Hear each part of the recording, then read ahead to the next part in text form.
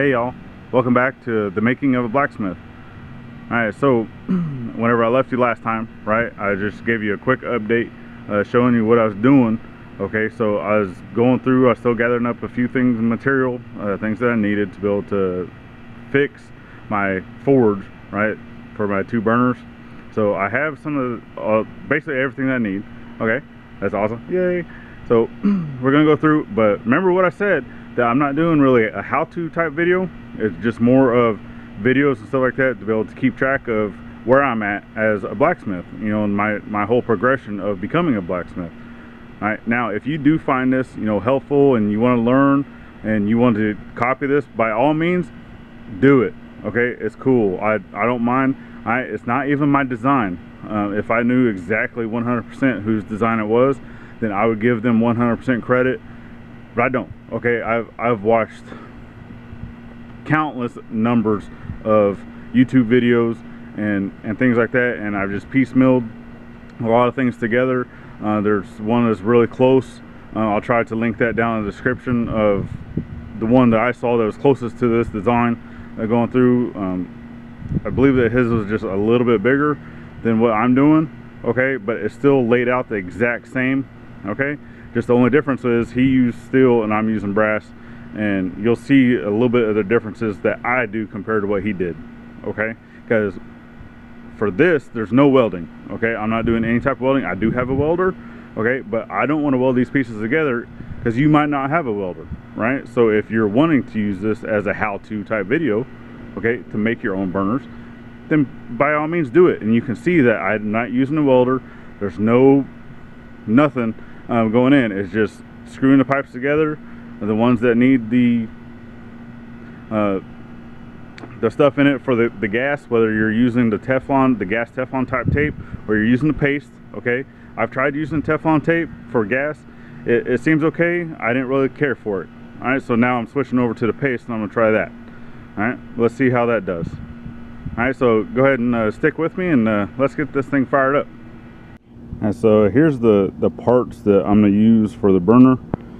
So as you see here, I got the reducers.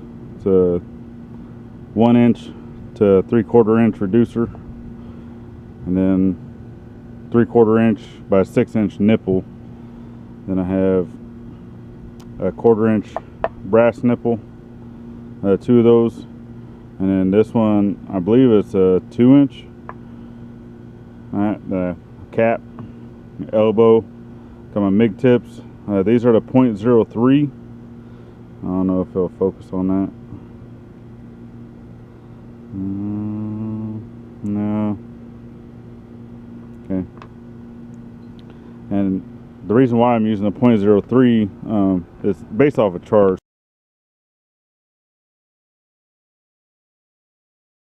So you can use the 0.03 or the 0.023, and I'm actually going to use the 0.03 just see how that works out to begin with. Alright, I have a piece here to be able to connect to a hose, a fuel hose, and then a couple ball valves, 1/4 inch ball valve to be able to turn the gas on and off, and then also picked up a couple clamps to be able to secure these nipples into place on top of the forge. So as you come over to the forge, alright, you can see I already have the one hole from where I had the previous burner that was in there. Now that hole is 1 inch in diameter because the nipple for the other burner was a 1 inch burner, because it is actually used in my other foundry forge for melting aluminum and brass and all that. So basically you'll see how I'm going to rectify the size of that hole, and the other hole that I'm going to drill for the back, which it's marked, I just haven't drilled it yet, okay, is also going to be a 1 inch hole. And you're probably going to ask me, well, why are you doing that? Okay, well, whenever I get to this part of the build, I'll explain it a little bit more and you'll be able to see it. All right, I don't want to spoil anything now. All right, and you see I got my new regulator for those 100-pound bottles that I haven't filled up yet as of this video. Okay, I'm still using the little barbecue grill or 5-gallon tank, which that one still has plenty of pressure in it to be able to do some of the things that I need to do.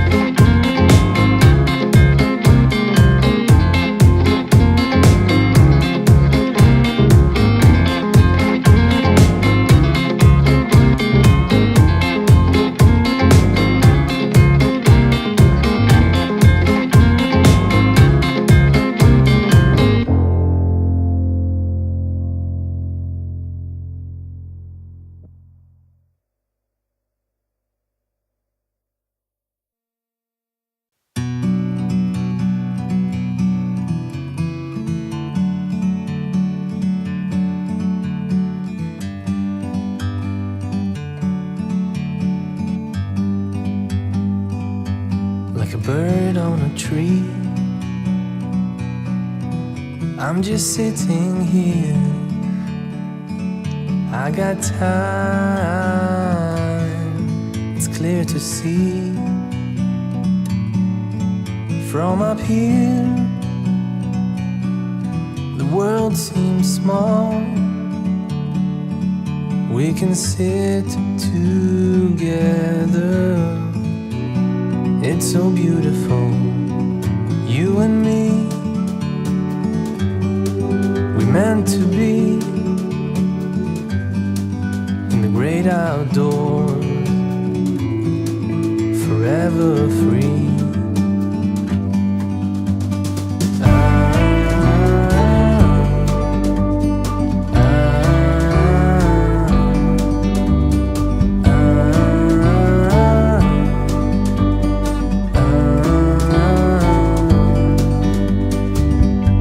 Sometimes you need to go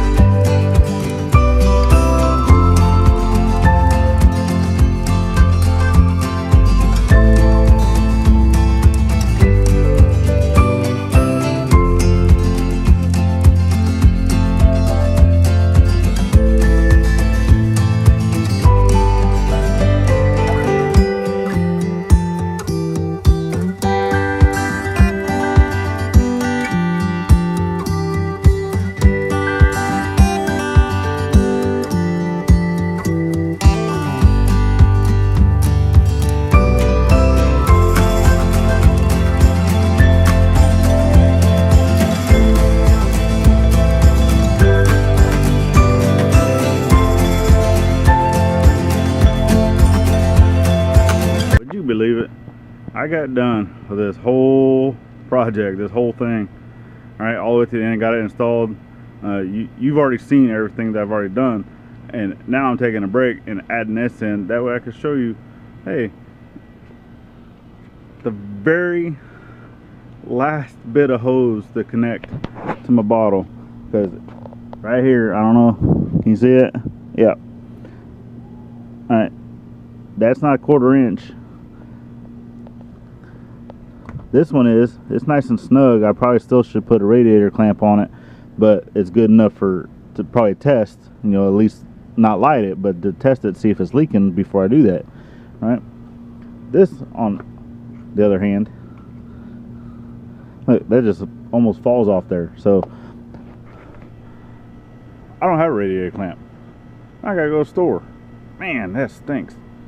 So I'm gonna go ask the roommate and go see if maybe he's got one, or go, I don't know. I'm gonna start looking around before. It's hot. You can see I'm sweating. I've been out here for the past few hours working on this thing, and it is, I mean, from what you see in the videos to what actually goes on, is like the video goes by quick, but I've been out here for a few hours working on this, trying to get this done, and I'm right here at the end. I mean, the sun's going down. I mean, I got a light in the old shed finally.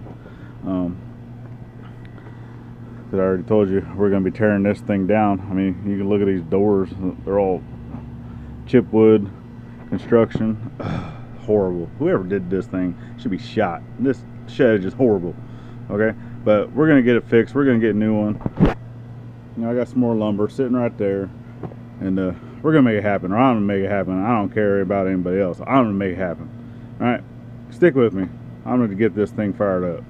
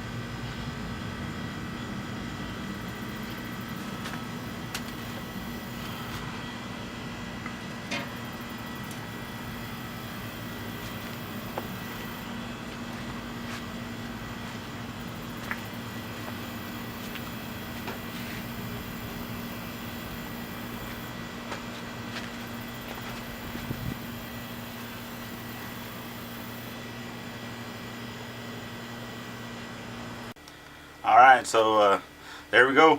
The burners are all done. They're kind of hurting for air. I probably could use a little bit bigger inlet of air. So that 3/4 inch pipe. Well, I think the biggest thing is I only have one opening in this forge, and it's a really big forge for such a little tiny opening. So it's kind of hurting for air. So that's why you kind of see it.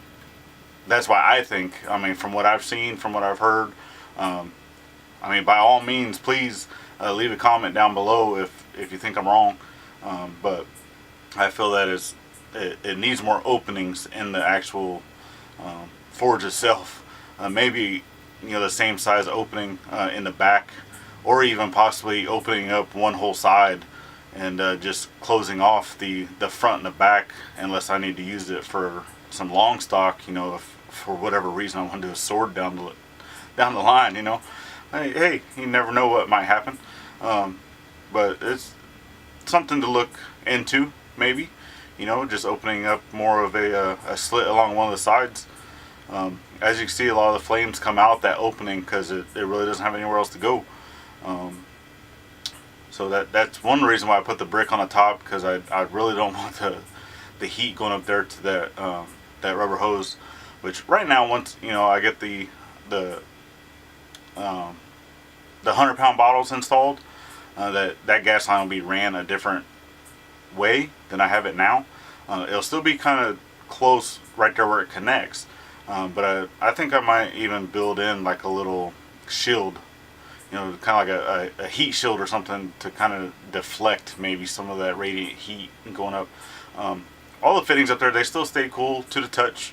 It's kind of hard to see because it is dark now. It's nighttime. It's almost 9 o'clock at night. But hey, I mean, you saw what it can do. It can get it up to decent temperature. I never even took it above 6 psi for now. You know, I still would like to see what it can do. I'm quite certain once I did turn on the second burner though, it really was hurting for air. It kept wanting to sputter and push the flames back up the pipe, so I'm not even going to mess with that second burner until I get this thing opened up. Okay, so hey, if you like what you saw, like I said, it's not a demonstration of how to. It's just to show you guys what I did, you know, in my journey of the making of a blacksmith and my journey in becoming a blacksmith. And this is how I set up my forge. And so please like, share, and leave any comments down below. You know, I definitely like listening and hearing what you guys think with all the things that I'm doing. Alright? And please don't forget to subscribe. So I'll go ahead and leave a couple videos here, and then go ahead and hit the subscribe button if you haven't subscribed already. Alright, thanks, bye.